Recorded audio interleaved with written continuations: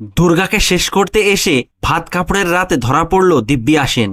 হ্যাঁ বন্ধুরা, জগদ্ধাত্রী ধারাবাহিকে আসতে চলেছে এক রুদ্ধশ্বাস মোড়।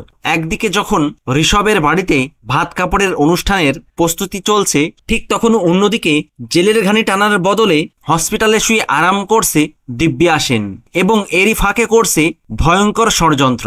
ইতিমধ্যেই আমরা দেখতে পেয়েছি দিব্যা সেনের এই অসুস্থতা পুরোটাই একটা নাটক, আর এই নাটকের পরিচালক সে নিজে নয়, বরং পর্দার আড়ালে থাকা তুষারতীর্থ তলাপাত্র। তাদের পরিকল্পনা এবার আরো মারাত্মক। তুষারতীর্থ তলাপাত্র, মৃদুল সেন এবং বেদচন্দ্র এরা সবাই মিলে করছে এক নিশ্ছিদ্র পরিকল্পনা।